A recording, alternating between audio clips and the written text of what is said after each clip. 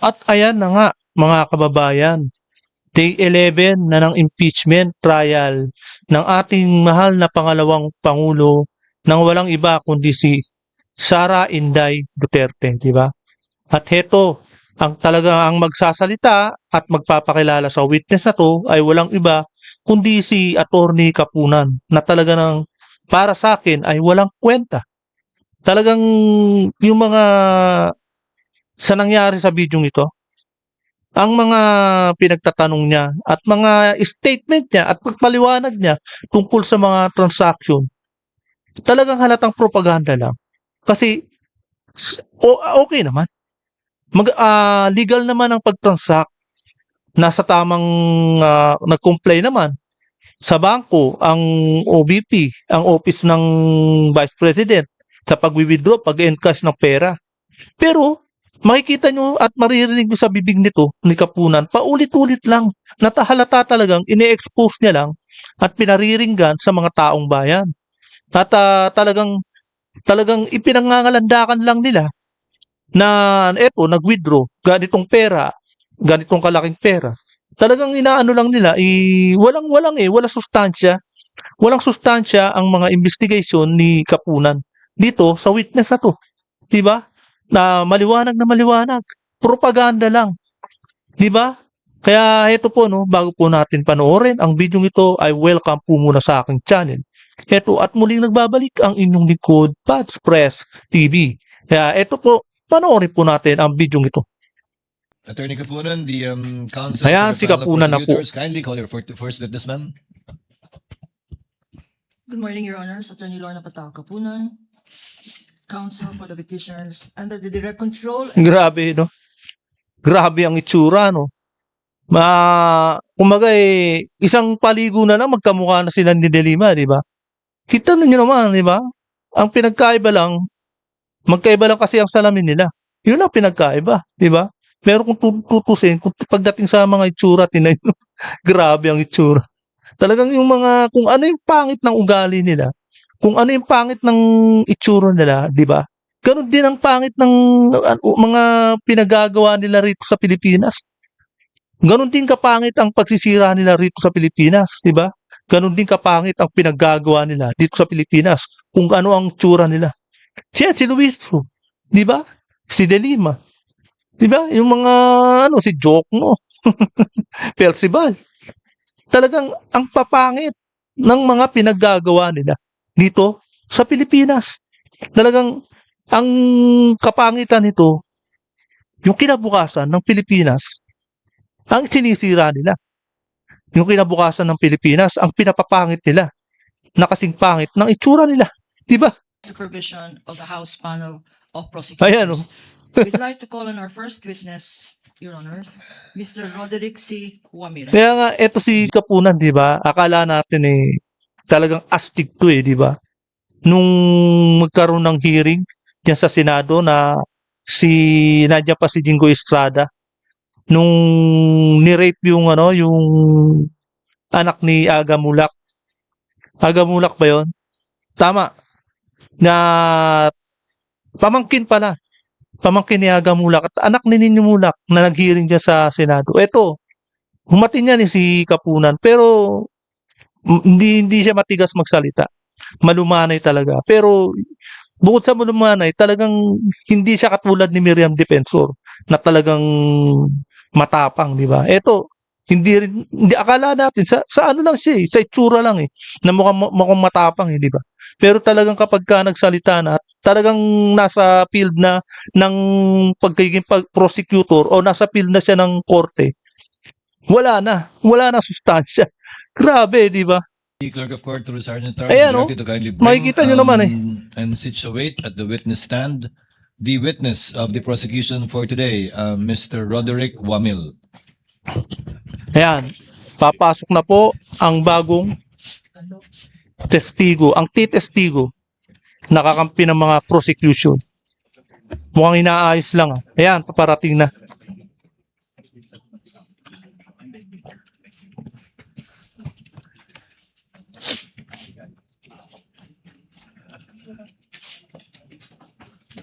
Before you sit down, Mr. Wamil, Clerk of Court is directed to subscribe the witness, or rather put the witness under oath. Apologies. Please raise your right hand. You, Roderick C. Wamil, do swear that the evidence you shall give in the case now pending between the Philippines and Vice President Cyrus Zimmerman Duterte shall be the truth, the whole truth, and nothing but the truth. So help me God. You may sit down, Mr. Wamil. Your witness, counsel for the panel of prosecutors, Attorney Kapunan, you may proceed when you're ready with your offer. Thank you, Your Honor. But before we proceed, senators, honorable senators and presiding officer, may we flash on the screen page 2 of the pretrial order dated 29 June Ayan na. 2026. Ayan na po yung Please note from the screen presentation ni Kapunan. that several admitted facts are stated in the said pretrial order. I call your attention, please, to page 2 of the pretrial order. These are the admitted facts for Article 1 on the misuse and misappropriation of confidential funds. Paulit-ulit lang eh. I will not read them anymore, but I'd like to highlight Bagay, itong sinasabi pa lang at ini-endorsement ni Kapunan eh. Okay na sa yan eh, sa audit ng COA eh. Talagang tinatrabaho lang talaga nila. Trabaho ng COA inagaw ng Kongreso noon eh. 'Di ba? Kahit hindi pa tapos, kinuha na nila yung mga document. Kung sino ba kumbaga binabalahura lang nila yung talagang trabaho ng COA. Malupit eh, 'di ba? Eto ngayon, ang mambabalahura naman etong si Kapunan. certain admissions. The lady may proceed for the guidance of the senator judges. Thank you, Your Honor. As can be seen from the screen, first, the OVP, Office of the Vice President, had confidential funds in the Tama. fixed amount of 125 per quarter. The first quarter of 2023 is February 6 to March 29, 2023. For the second quarter of 2023, that is April 25 to June 30, 2023. And for the third quarter of 2023, which covers the period July 14 to September 30, 2023. Fixed amounts per quarter of 125 million. You're Oh, referring yeah, to maliwanag, paragraph di ba? numbers Oh, yan. 2.5, 2.6, Pondo eh. and 2.7, counsel. Yes, Your Honor. You may proceed. Oh, yan ang pondo, 'di ba? Also admitted is the fact that Gina Acosta was the Office of the Vice President's Special Disbursing Officer, or SDO, in relation to the OVP's confidential funds for the fourth quarter of 2022, as well as the first, second, and third quarters of 2023, as can be seen on the screen. May I ask counsel for the respondent? We confirm that, Your Honor. Thank you, counsel. Likewise, Your Honor, this honorable court presiding officer will recall that in the hearing last Wednesday, several stipulations were made by both parties. And in fact, upon the initiative of Attorney Poa, counsel for the respondent. May I just remind this court what these are? And they will be flashed on the screen for the better appreciation of this honorable court. Both the prosecution and the respondent agreed last Wednesday's hearing to the following stipulations. First, that the OVP issued 4 checks, all in the name of Gina F. Acosta, worth 125 million each on December Yan talaga, no? Talagang inaano nila, inulit lang nila. Yung nangyaring investigation o witness, branch manager, netong sa Show Boulevard, di ba, ng bangko. O eto, at inuulit na naman niya, halatang propaganda talaga. Ang mahirap nito, yung kine-question ninyong 4 na cheque na nagkakahalaga ng milyon. Sa totoo lang, kapag natapos yung impeachment ninyo, mas malaki pa. Milyon ang gagastusin ninyo para lang ma-impeach. Counting milyon na yan, di ba? Talagang napakabalahura, di ba? Kumbaga, gumagastos na kayo. Araw-araw ng 25 million. Tapos yung inimbestigahan ninyo, parang ang liit-liit lang. Milyon lang, di ba? O sa palagay natin, milyon na milyon, pero mas mataas pa rin, di ba? Mas mataas yung ginastos ninyo na bilyon kesa dito sa biniimbestigahan ninyong pera ng pondo. Eh, ang problema, oo, malaki. Pwede natin sabihin milyon. Eh, nagastos naman yan talaga sa totoong ginastos, di ba? Hindi naman yan talagang napunta sa bulsa ng OBP. Talagang ginamit yan confidential para sa panlaban sa mga laban ng bayan. Yan lang, sabihin na lang natin. Pinanggastos yan sa kalaban ng bayan, di ba? Wala, hindi talaga binulsa yan. Sa totoo lang. 20, 2022, January 31, 2023, April 18, 2023, O, and anong July illegal 13, dun? 2023. O, Second, tanong. that these said amounts were paid by the Philippine Treasury for the account of the Office of the Vice President.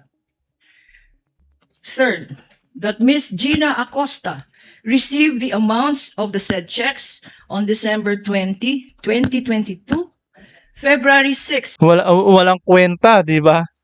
Inulit-ulit niya lang.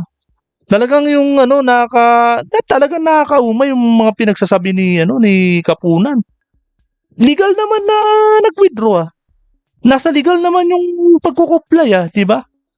O anong pinagsasabi mo diyan, Kapunan? Eh talagang inuulit nyo lang talaga at ipinagmumukha ninyo sa taong bayan na ganyan kayo kaganid.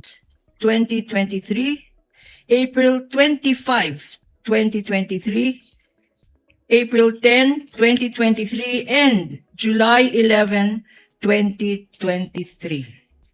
Likewise stipulated, Your Honor, that the said amounts were paid by the Philippine Treasury for the account. Counsel, Yes, with Tama respect naman to eh. the last check, Ano yung mali doon, di ba? what was the date of encashment? You mentioned July. Ito naman si Chis Escudero. Talagang dapat magtanong ka lang, hindi yung ikaw pa ang nangunguna sa napaghahalataan ka eh. Kinokorek mo pa.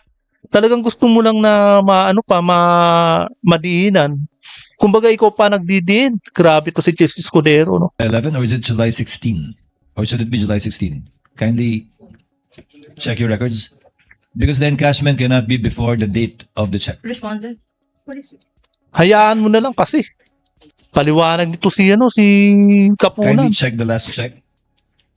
Last three digits, 664. Council mentioned that it was encashed on July 11, 2023. It should be, if I remember correctly, it should be July 16. Kindly check the dorsal side of the check. July 13, Your Honor. 13, okay. The date of the check is July 13, but encashed by the SDO on what date? You said July 11 earlier.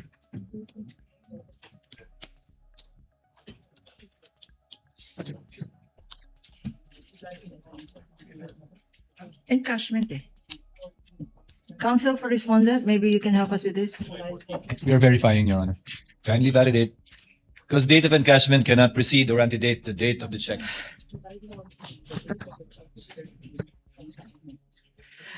Honorable Presiding Yes, Officer, yes, the date Counsel. of the check is July 13, but the encashment was July 14 po. July 14. Okay, not July 11. I heard you mention July 11. My bad. Dapat You may tanong proceed, mo lang eh. Counsel.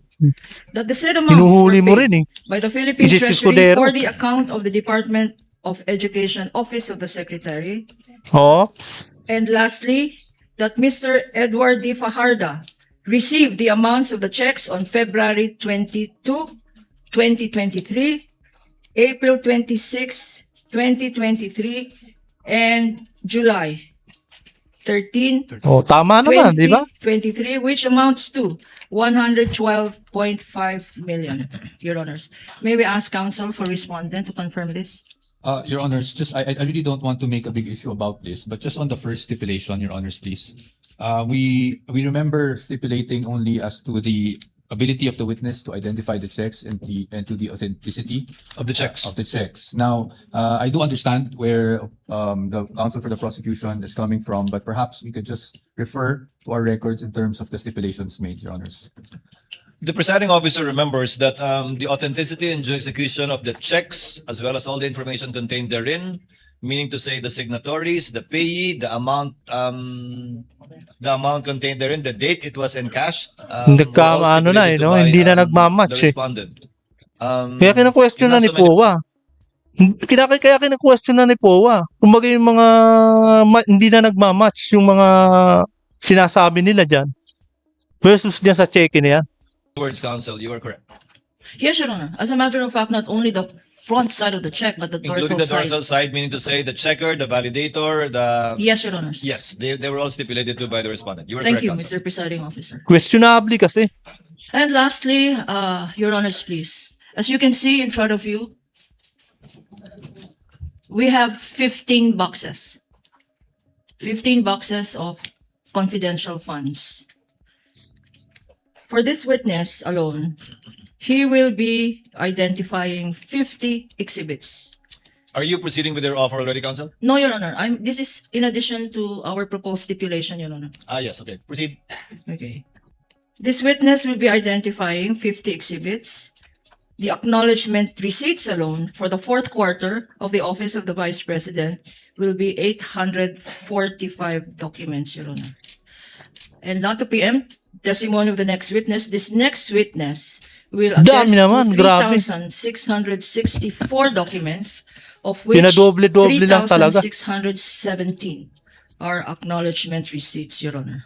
My proposed stipulation, Your Honor, since most of these documents, Your Honor, are not documents from the prosecution. These documents are the liquidation documents submitted by the Office of the Vice President and the Department of Education Secretary to liquidate the 500 million confidential funds of the Office of the President and the 116.5 million of the DepEd, Your Honor. Just to emphasize. Gusto lang talagang gusto lang talagang idiin. Pero ang COA, okay na sa kanila yung audit eh.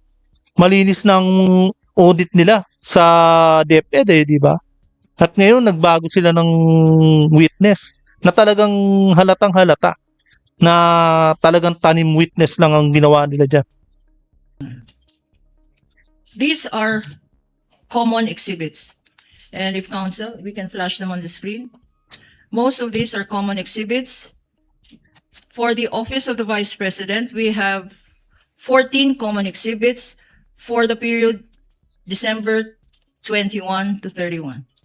For the first quarter of 2023, there are 6 common exhibits, 6 common exhibits as well for the second quarter of 2023, and 5 common exhibits for the Office of the Vice President, Your Honor.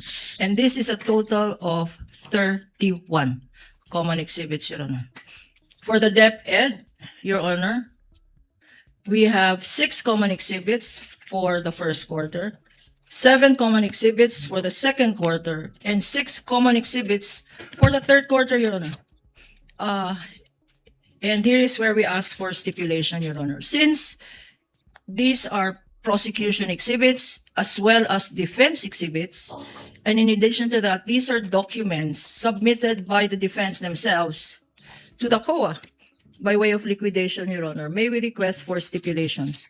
For the appreciation of the senator judges and the presiding judge, flashed on the screen are the exhibits we want stipulated, the prosecution exhibit numbers, and the defense exhibit numbers, Your Honor. These are only insofar as the common exhibits are concerned, counsel. Yes, Your Honor, these are only common exhibits. What does the respondent, counsel for respondent say? Your Honor, may we just ask for, and I apologize for having to request for this, but may we just ask for at least a 5-minute suspension so we could also concur with the Nako. prosecution panel Oo nga. and to check exactly what documents they May would want mga, to stipulate. Because, sabihin Your hindi Honors, we have no nagmamatch. problem stipulating, Di ba? but we also Ganyan na, at nang humingi na ng 5 minutes suspended eh. Kaya nangyari dito sa Senado, puro suspended ang nangyari. Hindi dire-diretso yung hearing nila kanina eh. Di ba? Eto sa court nila. Kaya eto, hihingi ng 5 minutes, ibig sabihin, hindi nga talaga nagmamatch at merong talagang questionable sa ginagawa ni Kapunan. Di ba? At etong presentation na to. Di ba? Kaya ito po, no, tuloy po natin ang It's video the ito. voluminous nature of the documents. We just want to make sure we're also ensuring the rights of our clients, especially, if there are questions on chain of custody, etc. With the permission of my fellow senator Just 5 judges, minutes. this is in the interest of abbreviating the proceedings anyway. Chair declares a 5-minute recess. Thank you, Your Honors.